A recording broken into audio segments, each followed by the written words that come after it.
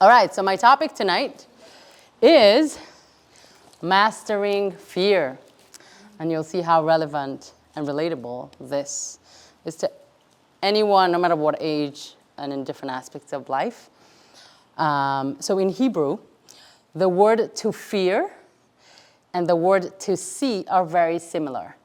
To see is re'iyah, lir'ot, with the root of reish aleph hey, and to fear is yir'ah, yareh, yud reish aleph. So it's similar, and it's not a coincidence.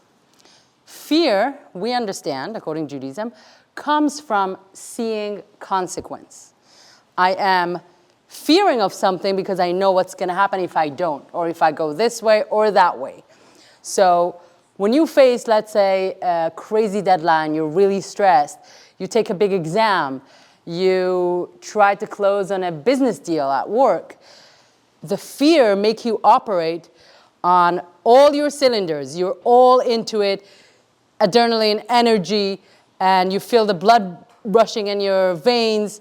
When we appreciate the outcome of our actions, we feel that we're living life to the fullest.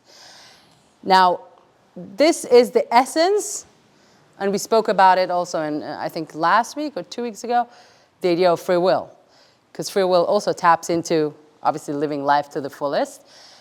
We are opening our eyes to the significant consequences in our daily life. And we fear the negative outcome of our actions. And through that, it does direct me to hopefully make the right choice, because I don't either want to lose something or create something negative for myself. And I'm fearing of that. We'll give some examples so it's more tangible and more understandable. So life, we look at it as a shopping spree. Imagine you're in a store, your favorite store, and I'm giving you 10 minutes to grab anything you can. Now, obviously, what you're going to do is you're going to stay so razor focused on, like, every second that you're running around to make sure that you're getting every single item on your wish list and all the most valuable things that you can get to make the most out of the 10 minutes. Does that make sense? Yes. And so it tells us that the same in life. We look at life, and we spoke about it also last week. It kind of ties in. The idea that every minute counts. We look at every minute of our life as an opportunity. And we don't want to waste it. We want to make sure that at the end of our life, when we come to an age that we can look back and say, wow, look what I achieved. Look what I have become. Look how I impacted other people. Look how I was able to be there for other people. The person that I have become. Now, we're going to go back to fear. Living with fear means recognizing that life has so much to offer. And I want to make sure I don't miss out on any opportunity and not end up going back to the shopping spree with a cart full of cheap stuff or things that I don't really need. Just because it was right next to me, but I didn't make an effort to run around to really look for the things that I wanted. So this happens. So talking about fear, most people, I would say that it's known, when we talk about fear, most people are not comfortable with embracing fear. And we will see what happens. There are quite a few misconceptions why that happens, why we're not comfortable with fear. And we're going to look through it now. Let me see if I had one more thing I wanted to tap in. Okay. So we're going to talk about the 3 misconceptions about fear and why most people are uncomfortable embracing it. But it is important to work with it because it's a tool that we can use to our benefit. So the first one is fear is painful. So in life we can see 2 types of people. And you can even identify who you are as we speak. Some people would do anything to avoid fear. They're thinking it's threatening, it's painful, want to avoid anything to do with it. blocking themselves from it. And some people, you will see that they are willing to go and pay to be scared, to be watching horror movies, going on roller coasters, skydiving, anything that's thrilling, crazy, they're willing to go wait in line, pay, and that's the feeling I want to get. How does that work together? How can we understand the contradiction? That some people would run away from it, don't want anything to do with fear, don't want to handle it, and some would run to it, want to experience it, want to extract something from it. Any thoughts? Anything you want to share with me, how that works? Okay. Addiction or like that feeling of like craving or excitement that happens, like dopamine. Excitement, dopamine. Okay, I like these words. Basically, if somebody has a feeling of like this is really exciting and this is. Why is it exciting? Let me ask. On a, well, my brain's obviously going to a chemical level, but like just the aspect of kind of this like pathway. If you're craving something and then you have a thrill of, will I actually follow through on having this resolve? And then the stakes are higher and higher. That kind of creates this feedback loop with excitement that gets bigger and bigger each time. That's beautiful. That's amazing. You should take my play. To that feeling. I like that. Anything else? Maybe like control, that when you're like watching a horror movie or choosing to go skydiving, you're choosing when you're scared or not scared and having control over that emotion. Wow, that's pretty cool. I like that. Anything else? Any risk. Not afraid of any risk. Yeah, and losing isn't a priority of yours. Like, What is it again? What would you say? Losing something, like you don't care. You just like. Do it. So is it good or bad? What would you say? But when you do make those decisions and something bad does happen, then you're like, oh, that regret kicks in. I mean, that happens to me all the time. But Okay. part of life is outweighing those. And are you going to buy the ticket or not? I don't know. Right. Anything else? Anyone else want to add? Yes, Julia? Perhaps pushing the limit in what you're capable of surviving or capable of going through, whether it's because it's a cool factor and you can rack up your resume of experiences, or just challenging your own personal limits. Right. And I guess I'm repeating myself, what the capacity of your life. Wow, this is amazing. You guys are very deep. I like this. Okay, so we're going to dive into what Judaism says based on Rabbi Noach Weinberg's teachings. Yes, fear is uncomfortable, and it's something that not all people are going to be comfortable with it, but it delivers a great pleasure. So one of you, too, you mentioned about the excitement, the dopamine. There's definitely something there that we're attracted to, but at different stages in life or different personalities would avoid because of certain misconceptions which we're trying to break through. So what we said, the first one was, fear is painful, okay? So people who run away from it, they associate it with pain, with, threat, not for me, not doing it. Other people will run to it, they get the thrill, they get the other thing that it gives them. They may be afraid or uncomfortable at that moment, but they get what they're hoping to get from that. Think of like when they literally shove you out of the plane before the parachute opens, skydiving. Anyone did skydiving before? I mean, I didn't do. So I don't know exactly what it feels, but I can say, sorry, what? At all.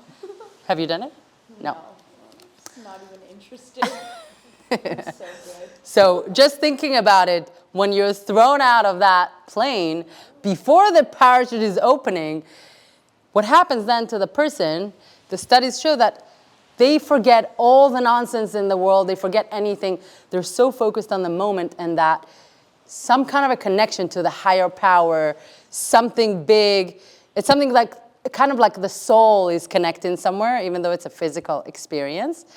The same with going down the steep incline in a roller coaster. You feel the feeling of like the exhilaration, basically the thrill of being alive. You really feel alive at those moments. So although, to summarize this point, this misconception, although fear can be uncomfortable, it does give us high excitement, that makes life meaningful to a certain extent. We'll talk about that. And that's what people seek when they go for it. So fear does open our eyes to the meaning of our choices and motivates us to push beyond our comfort zone. So there's something good about the fear. Once I pass that step of being afraid of something, I'm actually pushing myself past, another fence and we can look at it as the boundaries. We can get further and further in our own personal growth, our own, building of our character. So that's the first one, associating fear with pain, but then understanding that we can look at it in a different way and we can gain that energy, that positive feeling. Now we're going to talk about it. It's not that in order to feel alive, I have to skydive and I have to do these things, but it definitely gives those who do it that kind of feeling. The second one is fear is paralyzing. So people think that fear really, what it does, it restricts you and reduces your potential. It basically freezes you. But we believe that it's not true. Shock can do that. What does shock do? When you're shocked, what happens? From something happened or unexpected. So you can, at that point, you can be weakened, you can be, you can reduce your potential to react, but that's the shock aspect of it. Let's don't mix shock and fear. What we understand fear does, fear motivates us. And we'll give examples how that works. It can even generate superhuman strength that we never knew existed in our body and make us do crazy stuff. Facing the fear is empowering. It's definitely one of the things that when a person faces their fear and able eventually to overcome it, they conquer the world. They feel incredible. That's part of growth. A question. Oh, before the question. Have you heard the story, it happened probably a few years ago, of a mother that her son was trapped under a car? Yes. You heard that? Does that make sense? How did she do it? She was like a regular woman, as far as I know. And they said that she did this supernatural thing. She wanted to save her child. She lifted up the car, and the kid came out. How is that? So it's insane, but it tells us that that's exactly what the fear does. It motivates us in crazy ways that when we face the fear, what was her fear? Yeah, losing her son. Not willing to let that happen. She'll do anything. Even doing something that's so not logical, meaning, I could try, lift my car. I'm not going to be able to do that. It also puts her at risk because right. She could have broken her back. Absolutely. But at that point, she didn't think of anything. She was very focused on saving her child.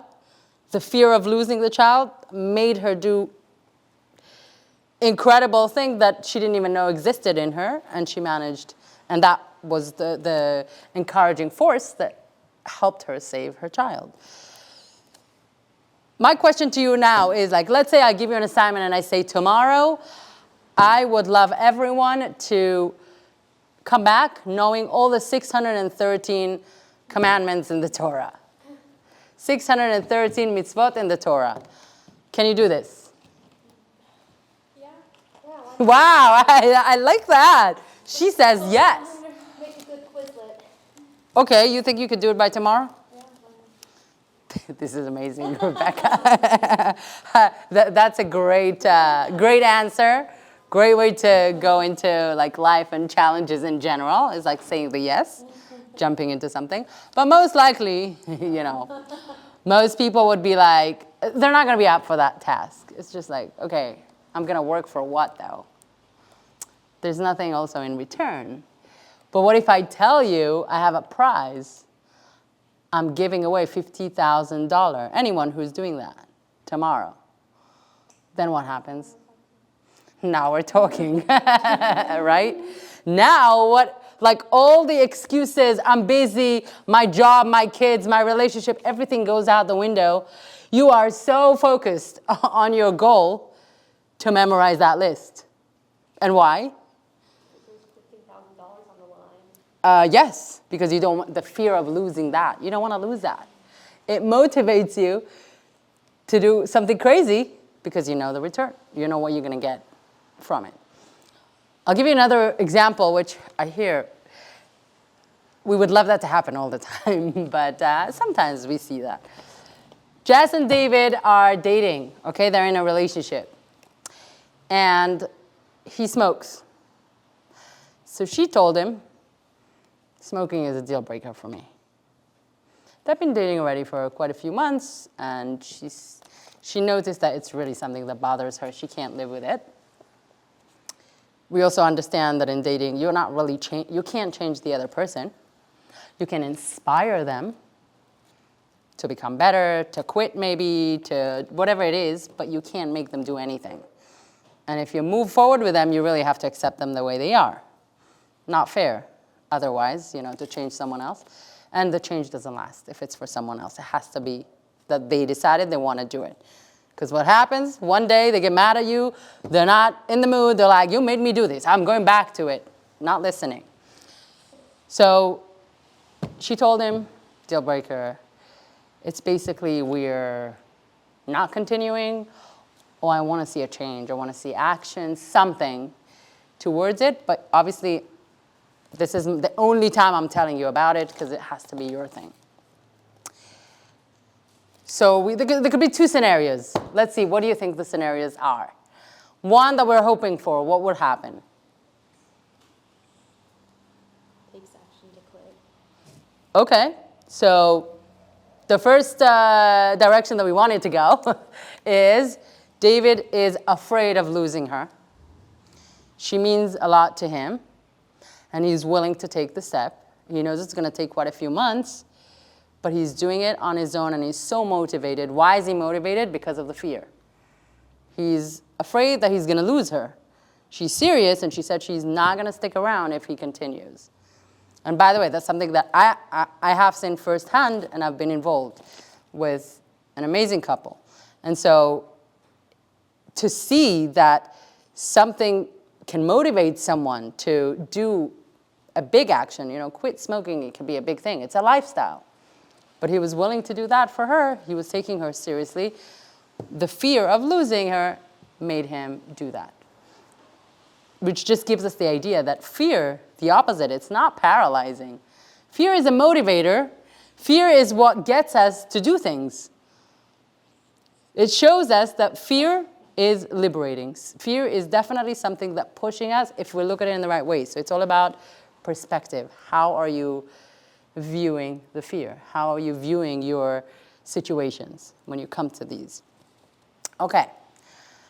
Number 3, misconception number 3, fear of Hashem, fear of the Creator, means a lack of freedom, which many people say. People often avoid fear. They believe it controls them or it makes them less productive, okay? Because I'm afraid of doing something, so then I'm not going to do it because I'm afraid of what's going to happen. So I end up being the enemy for myself. I'm afraid, so I'm not moving forward. I'm stuck. For example, someone, this is another example, might avoid going outside due to the fear of excessive germs. I don't want to give the example of like during COVID. There was a lot of that. Mask, no mask, whatever. People were afraid of themselves, of the people they were around with, their parents, their kids. It was tough world. These type of fears are limiting, definitely. So that's not the fear that we're saying this is a liberating fear. These fears can be limiting. It keeps us away from living life to the fullest, from enjoying life. Hashem created the world for us to enjoy and to try everything new, it's actually saying that when we, after 120, when we go up to Shemaim, our soul goes back to its source, it will be asked, did you enjoy my world? Did you take advantage of all the beautiful places I've created? the foods, the amazing miracles. Have you looked into any of this? Have you enjoyed it? So the idea is that there's some fears that we agree it's limiting. It's not going to get us to live life to the fullest. However, when we fear our Creator, when we fear God, the Almighty, what does it mean, fearing God? Doing what the Creator wants from me, what the Torah tells us, what Judaism tells us. What does it mean? To do the right thing. That does not restrict us. That kind of fear that I want to do the right thing empowers us to actually move forward, move on, take on things, go beyond our comfort zone, achieve greater heights that we weren't able to do before with all our other fears. So we get perspective. When we have the fear of God, when we have Judaism in our life, when we have guidance, we realize, okay, some other things are not real. I shouldn't be worried about this and this and this and this. And then we can tie into, at this point we can tie into Emunah. Does anyone know what Emunah is? Faith, believing, understanding, everything happens for a reason, understanding I have a Creator. I'm not abundant in this world. We understand that our Creator is involved with us in every step of the way. Our heart is beating, our blood is flowing. It's incredible. There's so many miracles that are happening as we speak. We wake up in the morning, we're able to go to sleep, we're able to go to the bathroom. So much that we don't even think about. We take for granted because, we're used to it. But when we understand that we fear the idea of doing the right thing, I don't want to go in the wrong direction. I don't want to waste my life with the wrong person. I don't want to do things that are not going to lead me to what my soul wants me to achieve. We spoke about it, right? That our body wants the opposite. Sleep in, push all the issues to another day, another year, not deal with anything, stuck in relationships that I'm not meant to be in because I don't want to deal with it and I don't know how to. All these things that are not necessarily giving us the yes. As you're speaking, I can see it in my own life, elements of fear, but also elements of love. So in this scenario, this boy giving up smoking, yes, he's afraid to lose her, but at different stages, it's an act of love. Absolutely. Similarly, like the mother lifting I feel like that example is more visceral, so I think fear was leading her lifting the car. But when you're deliberating... Hi! Welcome! Just grab a chair. When you're Yes. deliberating with the partner of what you have to do to improve yourself, a lot of times it's for love, and similarly, like when we do mitzvot, there is an element of fear. We're commanded to fear, but then there's also an element of love. Do you mind mentioning, like, where does the love end and the fear start? And similarly, being in the wrong relationship, people stay a lot of times for love, not Right. necessarily because they're afraid of the consequences of the stigma of divorce or whatever. So Yeah. are these two, fear and They're love? absolutely going together. This you tapped into something that's even a higher level that I didn't plan to bring in this week, but we're going to talk about it. No, I'm happy that you brought it in because it is officially part of this topic. Because we're talking now about the fear of God. What does it mean? Doing the right thing, what the Torah tells us to do, which it knows what I should be doing in order to be happy and move on with my life and work with my inclinations. And it does say that the first thing, the prerequisites of loving Hashem, loving your Creator, you need to have fear first. What is fear? It's the awe. It's understanding to an extent, we're human beings and He's God, so we can't really understand, but understanding to a certain extent my Creator. Being in awe, respect, and then you can move on to, the love. The same in a relationship. It's not enough to have love, but there's no fear, which I refer to as the awe, the respect. What kind of a relationship it looks like. They love each other. Physically, everything is great, but there's no respect. That's a very toxic relationship. And it can happen many, many times. People can be in it. We get mixed up. Oh, we have love, we have chemistry. Right, but it's not enough. We have to have it. It is prerequisite to have love is the idea of fear. And we always say in dating, we need to look for someone that we can admire, we can look up to. Imagine if it's mutual, what a relationship that would look like. What kind of an example, amazing example they'll set for their kids. So I'm glad you brought it up. It's amazing. This is definitely like ties into each other, and I'm glad to bring in some more after. Yeah. Yeah. You were talking about kind of like the fear along what you said, and the best possible ways as far as like when someone quit smoking, it like kind of, you know, that fear of losing was remedied, I guess. Right. But what if things like, you know, worse comes to worse and people aren't able to change, or people aren't able to, the fear is actually, the fear of doing something or losing something actually happens. Like, is that just like when you say the fear of actually losing something happens, meaning the person loses that person, meaning like, in reality, like, David actually lost her because he's not able to follow up, Yeah. let's say, on what she wants, which could happen. That means we believe it wasn't meant to be. Yeah. So we shouldn't confuse the idea that, okay, if someone doesn't want to lose something, therefore they're going to give their all and everything in life to make that happen. It has to be a priority. It has to be that they really thought about it. They dived into that really deep, and they came to a conclusion that they have to do it, and that's the right thing for them. But many relationships, you know, there are deal breakers. Ideally, we recommend talk about the deal breakers beginning. Don't start talking about it only like months in and then you're stuck. And then it's kind of like there's a lot of mess and drama. But when you do it ahead of time, no hard feelings. There are deal breakers. And if it doesn't work out, and they decide to part, you know, different ways, and that's okay.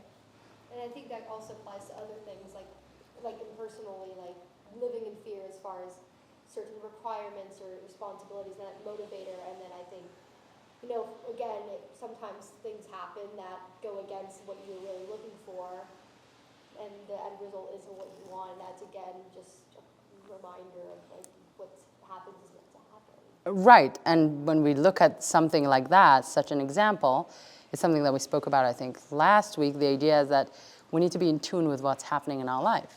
Yeah. So if something does happen, you know, midlife crisis, you know, relationship breakup, anything, we have to, if we're not going to pay attention to what happens, it's like I went through such a traumatic experience for no reason.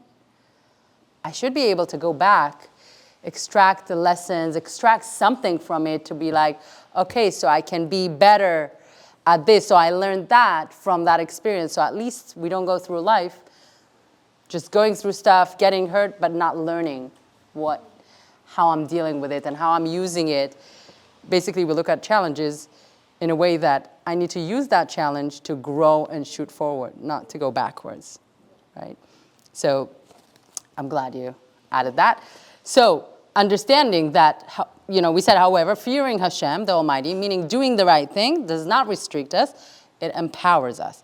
It frees us from the meaningless fears that hold us back. Instead of driving us forward, it takes us backwards. So, and okay, so this is, we mentioned, you kind of touched on that. So the idea of the fear of love, just a little bit, that can be a whole class. And we mentioned also this we actually haven't mentioned. So let's give an example. And I've heard that before. It's kind of sad.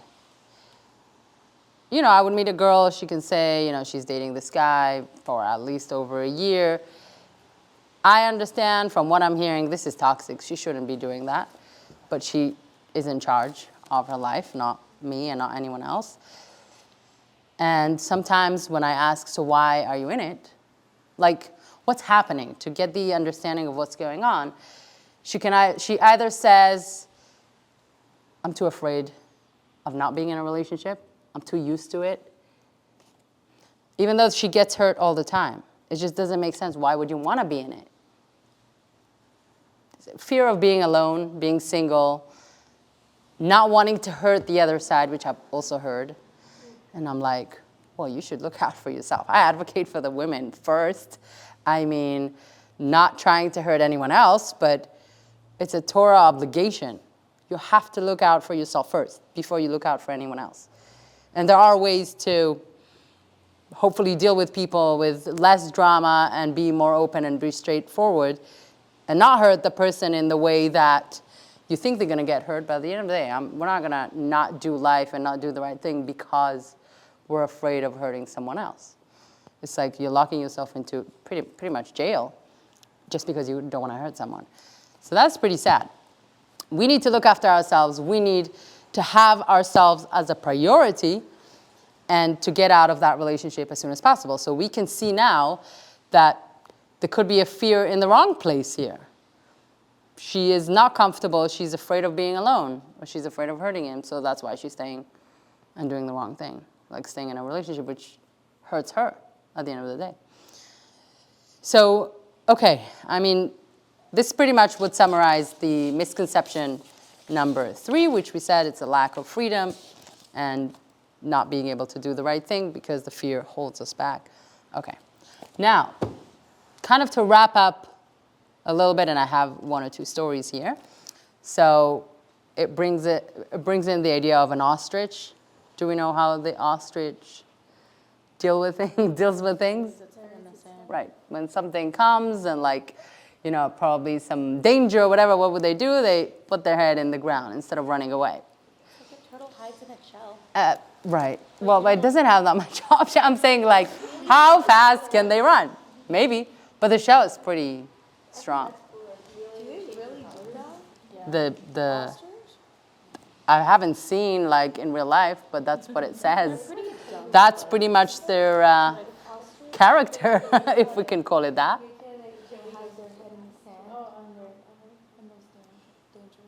Yeah. Look it up. Yeah.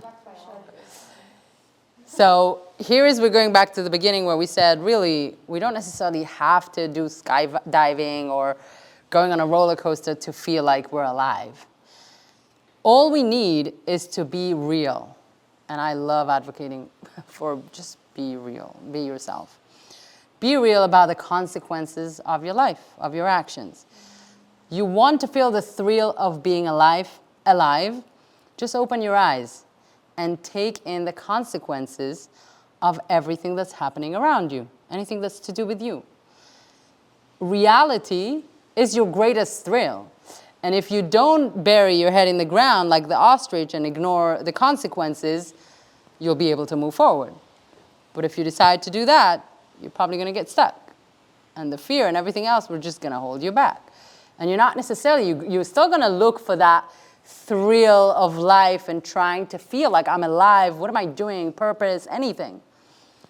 So the idea is that if I want to feel alive, I want to make the most out of life, learn from what's going on around me, all I need to do is open my eyes, take in the consequences, understand the outcome of my actions, understand that whatever I do has an outcome, and make sure that I'm going in the right direction.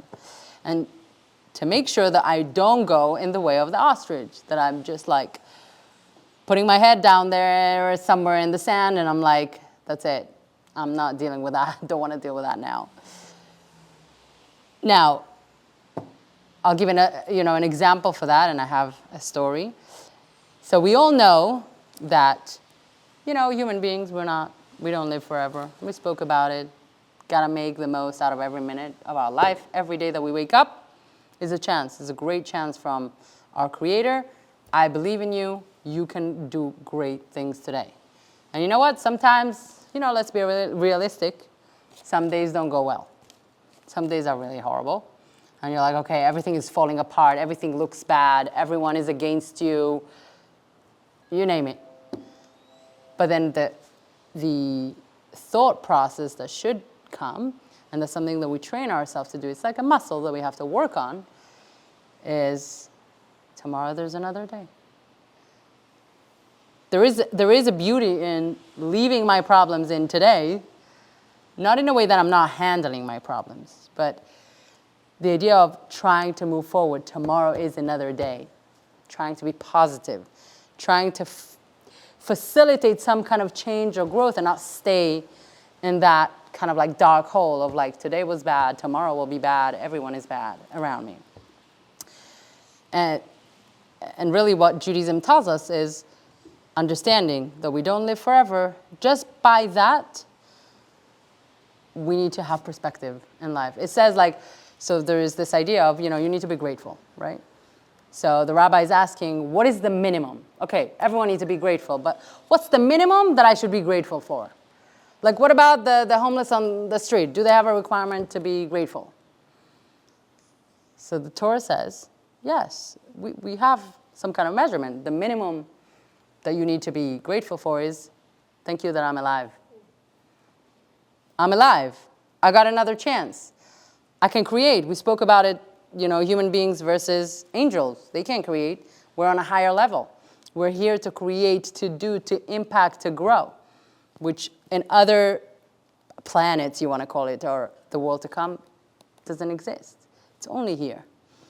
And that idea will give us perspective, because then everything we look at in life, we would make ourselves, okay, I don't have too much time to deal with this, or not to deal with this, to be stuck in this. How do I move forward? How do I get on with my life? How do I get up and not stay down there? I have a crazy story that actually happens to us, and it just proves the idea that, yes, it's true, we know that we're not necessarily here forever, but we don't act that way. We kind of like don't think, and the idea is not to be like depressed, oh my gosh, I can, God forbid, like not be here tomorrow. We're not meant to think that way, but just to give us perspective, like, okay, I don't know what's gonna be. And when it does hit hard, close to home, we would say, like something crazy happened, God forbid, losing loved ones, or that's when the question starts, and what my life is about, what am I doing? It's just too close to comfort. Then we really have to get out of it. Or midlife crisis happens, and then that's when people like change their life upside down. Something happened, wake up call, I need to change something. So we had this story, we had a guy that was involved with us probably, quite a few years ago. And he was really nice. Didn't know much about him. He would come Taco Tuesdays, Shabbat, always say good things. And eventually he really wanted to grow in his Judaism, and he would meet with Rabbi Jack, my husband. Everything was cool. And then one day out of the blue, I think we spoke to him, it was before the weekend, maybe Friday. And then Monday, his mom lets us know that he got run over by a car in Greece. So that took us and I didn't even know he's traveling to Greece. It was something really something that I couldn't handle, what's going on.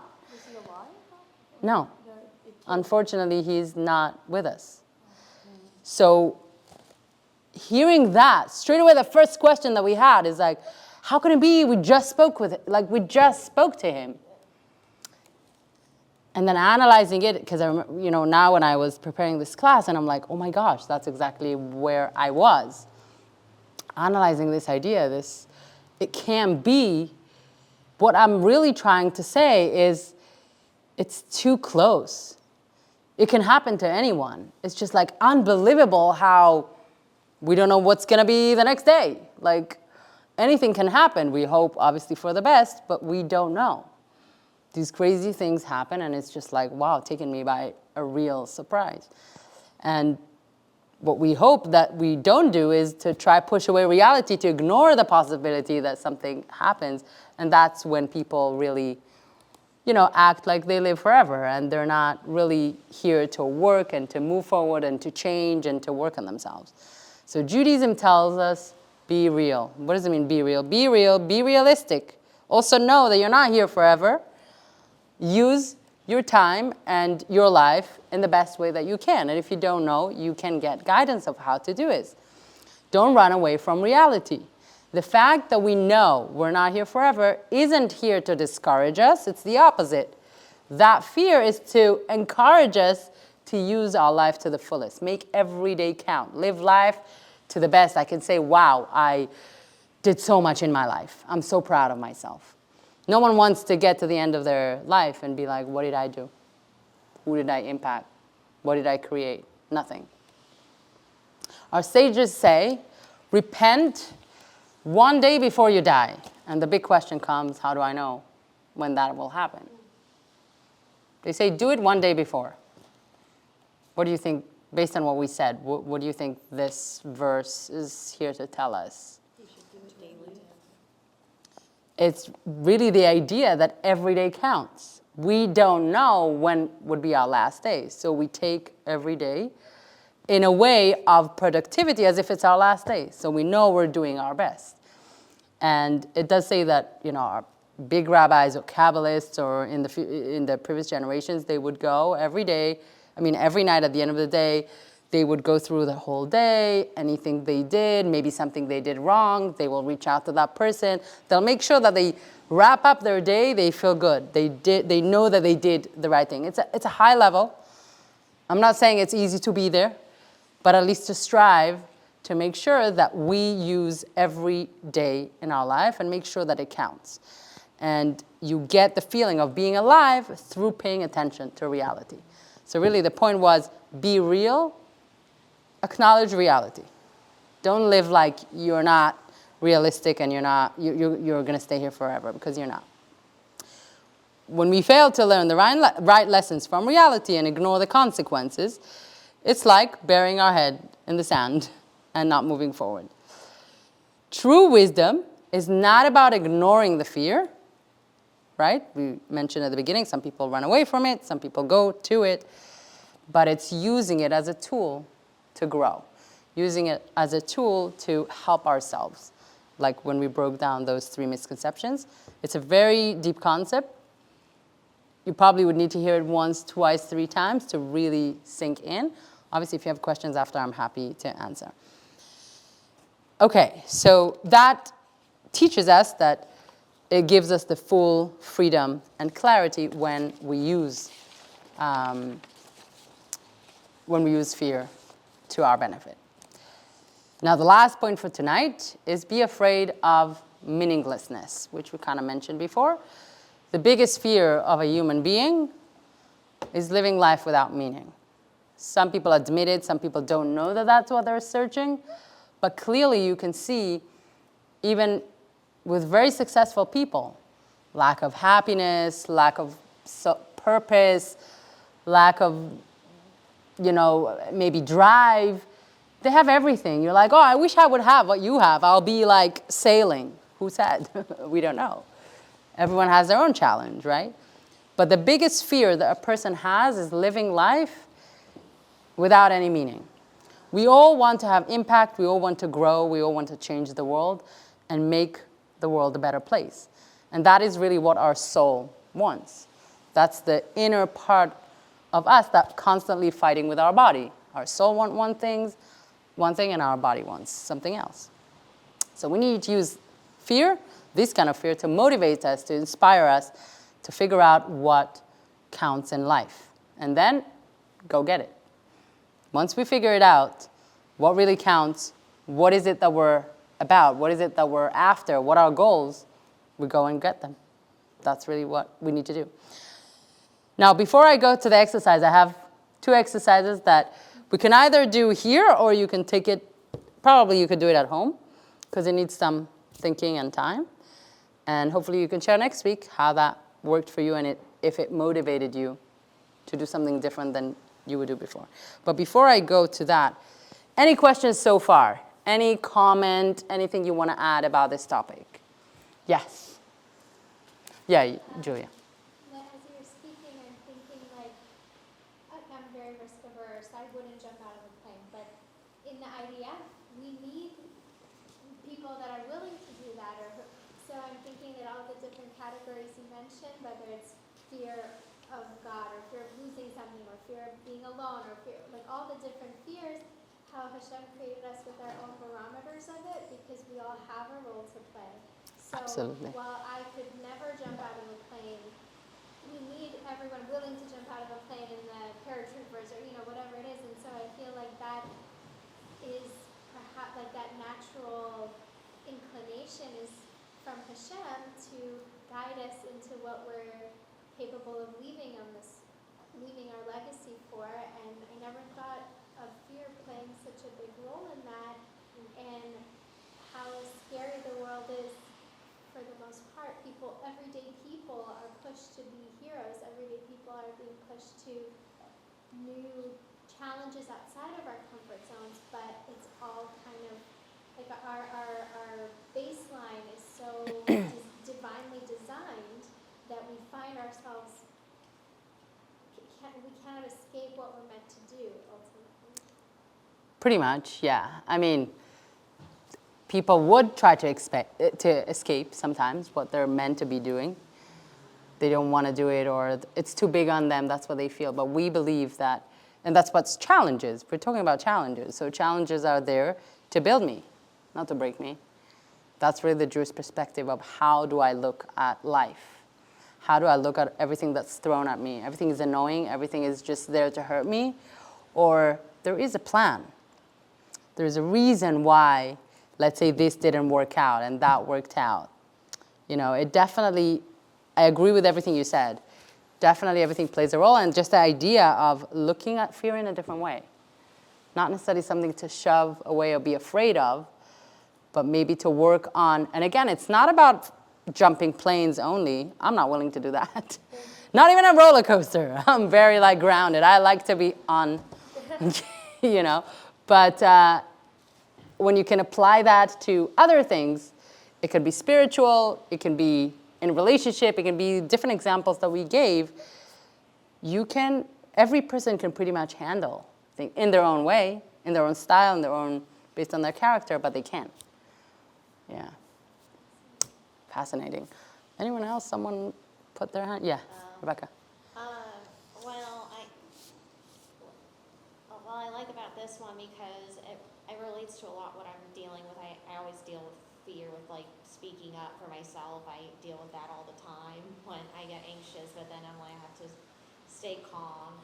And then also after my uncle passed away 3 or 4 years ago, it put my life in perspective that I only have one chance to conquer my fears, and one chance to do what's right for myself, and that to take on every opportunity that I can get to be a better person and just be my own motivator, even though there's days that it's always difficult whenever dealing with my family drama at the moment, and I have to push through it every day.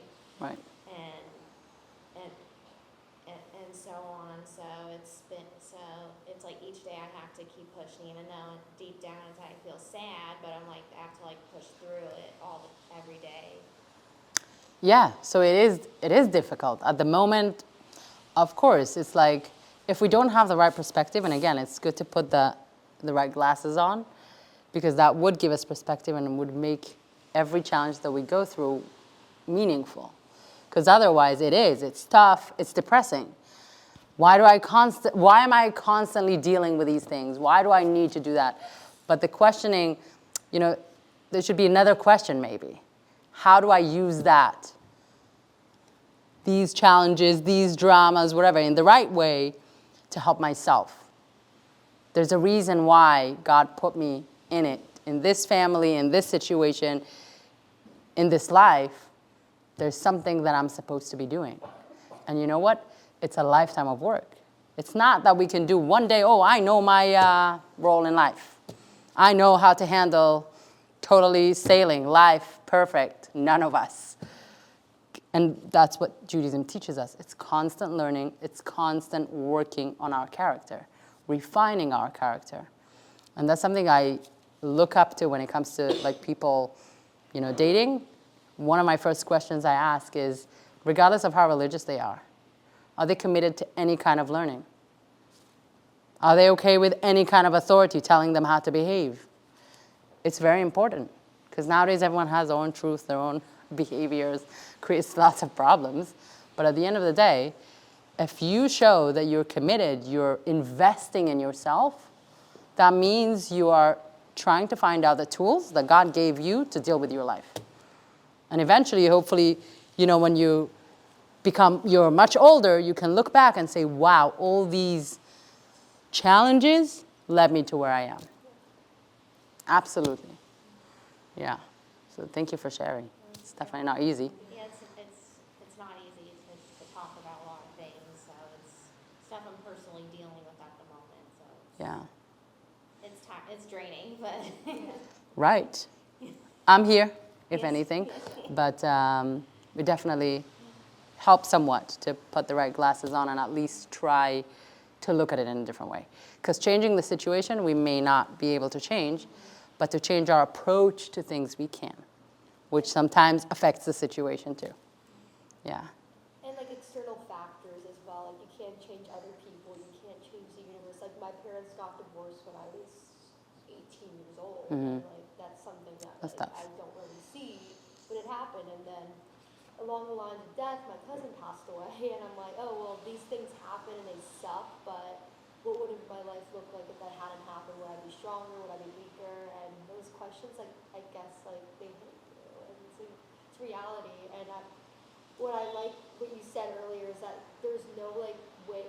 The purpose of like life and the purpose of anyone being here is not like instantly figured out. And frankly, Yeah. I'd never be figured out for some people. And I think that's what's great about life is every day brings a new purpose. Is kind of what I've been taking away.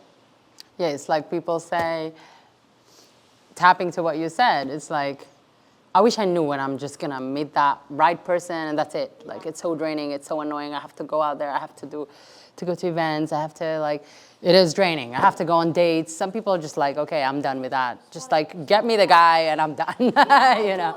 Accessibility, and I think that's like true. Like who doesn't want everything to happen? Right, but I said, you know what? Think about it differently.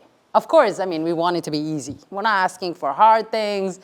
I had a guy told me, I want God to give me a challenge. I said, be quiet, don't say that. Why are you saying that? We're not asking for challenges.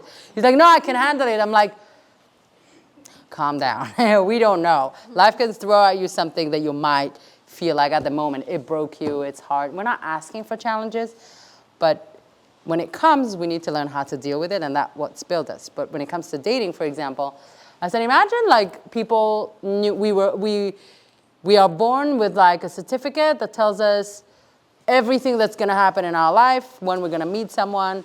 What do you think is going to happen? You're going to have the date when you're going to meet your person. So boring. What's going to happen? We're going to do nothing. Absolutely nothing. We're going to sit and wait. Maybe we won't, I don't know, maybe we won't go to school. Maybe we won't even work. We won't do anything because I know when it's coming. I'm waiting. So that's exactly the opposite of what we're meant to be doing in this world.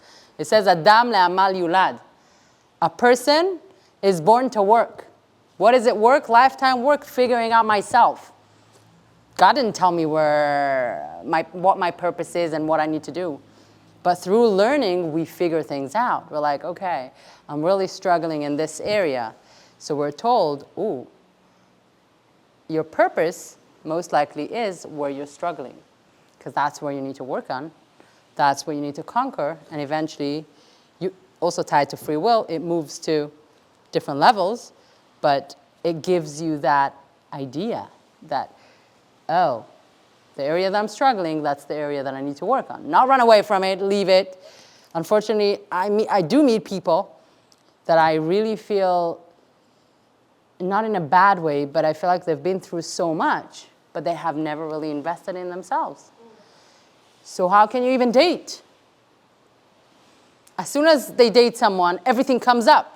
So behavior problems, the trauma, everything. And they just, and sometimes, I mean, I've had in the past that I told people, you know, I think probably better to take a break, you know, get some help in a good way, looking out for the person. I want you to succeed. But there are certain things you have to figure out before you meet someone. They can't be your therapist. They can't, you know, people need to walk into a relationship already working on themselves.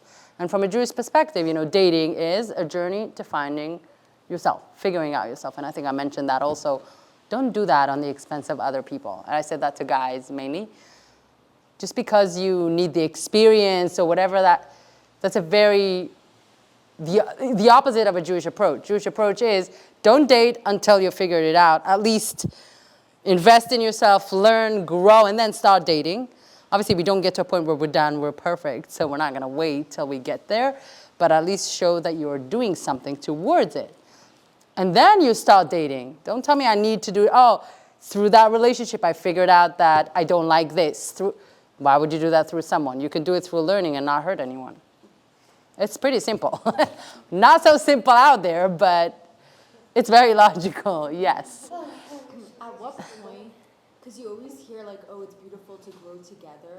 Right. So like, I guess I have two questions. Like, do you believe that? And then also, at what point do you know you're ready enough? Like, I don't think, like, Okay. yeah, like at what point do you know you're ready enough To commit. Yeah. To marriage. Yeah. Here is the thing. So the first question was, do I believe in growing together? Absolutely. We see it all the time. If the couple are dedicated to growing and working on their relationship and understanding it's a both-side thing, we both have to invest, we both have to grow and learn. Okay, I'm getting distracted because I have something else I want to say, but then it's beautiful. It happens and it's amazing. And you know what? That's life anyway. You get married, what? It's not the end, it's just the beginning. Yeah. Then you really start life with someone, and then you need to do life with that person. So if you don't have, the tools, the communications, it's going to be tough. Not saying it's not going to work, but it's going to be tough. So the better, it is that the earlier they understand and they talk about growth and commitment and learning, and what this whole idea of learning and growing is accepting that I'm not God. I'm not the one to decide, because people tell me sometimes everyone has different truth. He tells me this, I say this, and we don't get to a common, we don't agree. And I say, it's interesting. It can happen. It's okay to not agree on everything. I mean, you're not the same person. And so as long as you agree to disagree, you're fine. You don't have to agree on everything. But this idea of, wait, I lost my train of thought. I wanted to get to something specific. I'll go backwards a second. Agree to disagree. Wait, what did I say just before? I thought that was like so good. I lost it. Not the same person. No. Wait, what was your question again? I'm gonna get to it. About growing together, and then like. Right. But like. Oh, I got it. Yeah. So I wanted to give an example that a girl came to me and she said, I went on a date with this guy and I really didn't like what he said. He said the guy is the captain of the sheep. Oh, yeah. You've heard that? I think you It's a thing. shared, Did yeah. I? And then, so she came to ask, what's the Jewish perspective? Because she said, what do you mean? That's not true. If you have any decision, you're not going to be the captain of the sheep, like decide that that's what it's going to be. We have to communicate. You have to discuss with your girl, with your woman, with your wife, whatever. And no, he was very stubborn on that idea. Clearly, they weren't a match, but she came to ask what we think from a Jewish perspective. The answer was, none of you is the captain of the sheep, the ship. God is. When we understand that there is authority, it's not me, it's not you. We both under one thing. We both need to do the right thing. Then it's not about my truth, your truth. What does the Torah say? Let's look. And then it says, you have to love your wife more than you love yourself. There's a lot of different rules to the guys and to the women, but mainly to the guys, how they should behave and what marriage is. So it's this idea of course we can grow together. Of course we can, but we need to understand that there is authority as well. It's not just about, my truth, your truth. In order to grow into something and see a beautiful relationship, we need to work together. And we see that. So I answered your first question. What was your second question? Or that was kind of like tied in? When do you know that you're ready to, I think there's like you said, there's a baseline level of growth that has to occur before even Yes. dating seriously. So how do you know that A, you're at that baseline, and B, the guy that you're dating is at that baseline? Look, so there is no specific one-size-fits-all, because obviously every person has their own life experience, their own background, their own things, so we look into everything, individually. But the idea is, if let's say someone doesn't mean that everyone has it, but someone had a difficult upbringing. They need to know that, oh, I am the more so need to work or at least try to make sure that I don't have anything that can trigger me in my marriage because of my past. Or different things like that, that not that we're looking for the problems, but for example, someone who comes from a divorced home, we know that it's told a lot of the times, children do follow their parents' pattern without being conscious. Not that they want it, no one wants it, but they didn't have a good time when it happened, but for some reason they followed it. That's what they saw. Subconscious, so that's what that's how they feel about, marriage. I remember I told you guys I did this exercise with one of my students, and I said, to close your eyes, what is marriage? What comes to your mind when I say marriage?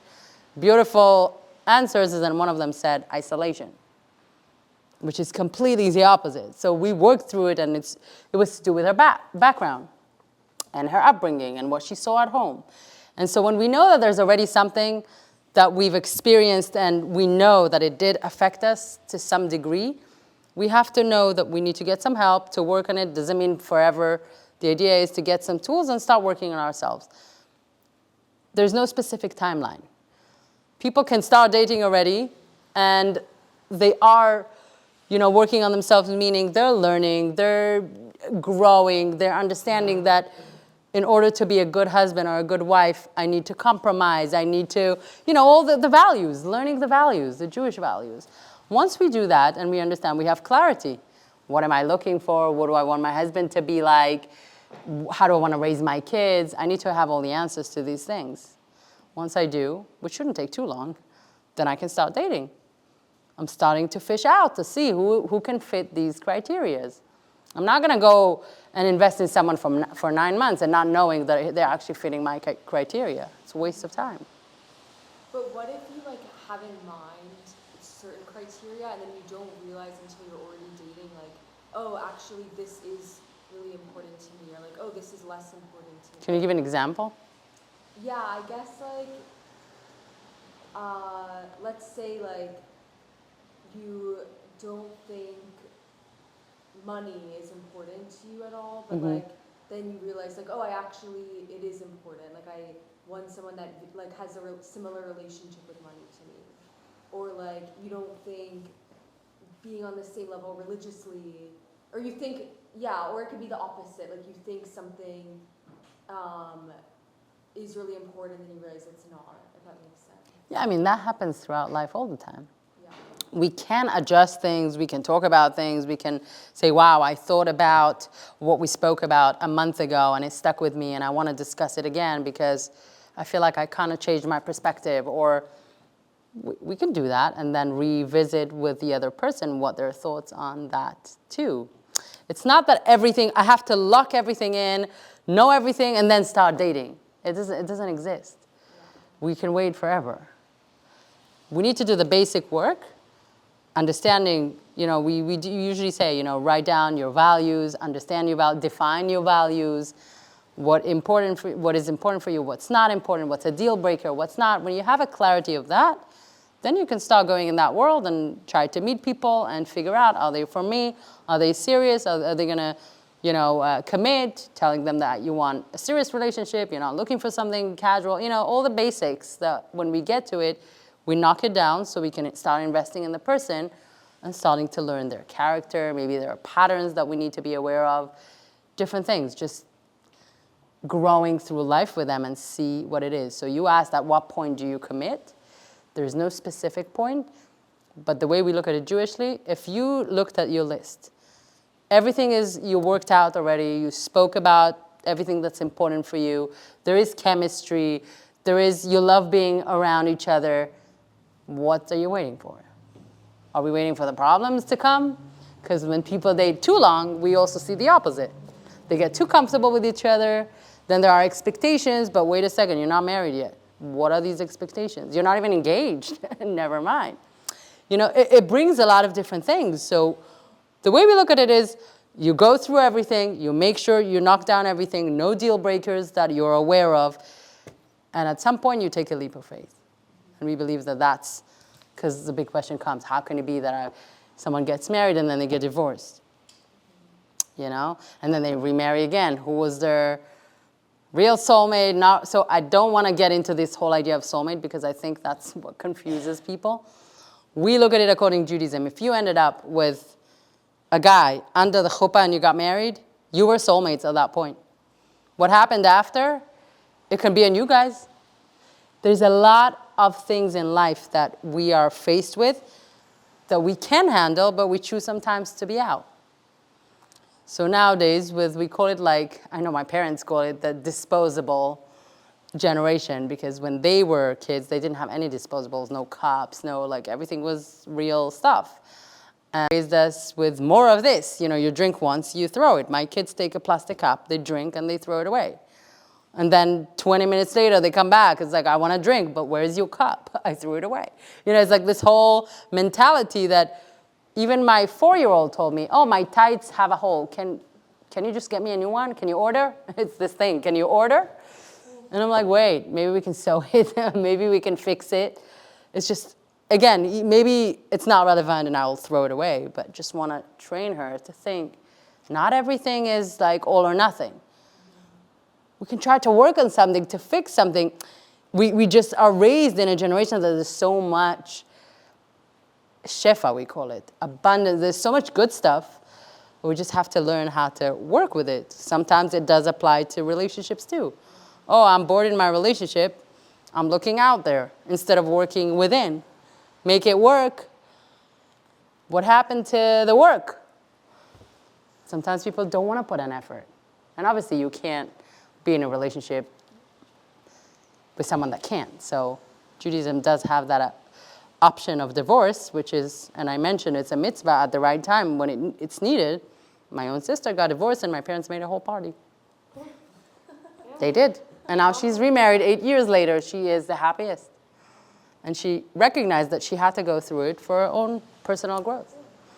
So yeah, I hope that answered, you know, what we said. It's so true, especially like I think dating apps, it makes Oh my, people yeah. disposable. It's like right, left, this, that, like nothing really means anything nowadays. It's hard, it's very hard. I'm like, I was like, well, I don't even know how people handle that, how women handle it. It's really a lot to deal with. But I also think that, to your point, like being upfront about those expectations at the beginning with a partner is really important. Yes. But then you see this point of like, oh, you know, I can grow in this. I can grow in this relationship. And you made a good point. Like you want to learn for yourself before you apply it to others. You don't want to waste your time with people. But I wish it was as easy as saying like you meet one person and like the rest is history. Of course. But like I've had relationships where I'm like, oh, this didn't work out, but I'll apply it to my next one, and then it doesn't work out. Right. And the second one doesn't work out. Like, is that just, what is that? Is that just, I guess, looking inside myself more? But I also don't think it's necessarily bad to meet people that might not have the similar expectation you have, but still to just get to know people. Like, so then that's not what we're talking about. I mean, when we were talking about before is like serious relationships that would lead to marriage. yeah, Now, this sounds more of like friendship, getting to know someone, being around someone, you're enjoying it. It might have a different goal in mind. I'm not against that. No, but you know? People is like the expectations and people aren't clear because they do change their mind. And which is okay, we change our mind, but when we feel like we get to a point where things are unclear, we need communication. We have to communicate. They can't be that, many times I hear that answer. I mean, it could be after 10 months, a year. Where you're at, I'm not sure. I'm waiting for him to, what do you mean? Say something, speak. Like I'm very much into like be vocal in the right way. You don't want to be sounding desperate or anything, but when you're in a relationship for a while, it has to move forward. Otherwise, it's going backwards. We believe in Judaism. It's either you're going forward or you're going backwards. There's no staying still. That's life. Anyone else has anything else you want to add? Yeah, before I do the exercise. From what you said of like going back to the smoking thing, of like him being scared to lose her, so he quit smoking. Yeah. We also brought up if you're making a decision for somebody else, it's not going to be long lasting. The second you're with them, you're going to give it up. Right. Where do you draw the line between doing something purely for somebody else or really being inspired by somebody and like wow, that's so amazing. I really I'll want tell to. you. Yeah, it's when you know that they're doing it on their own.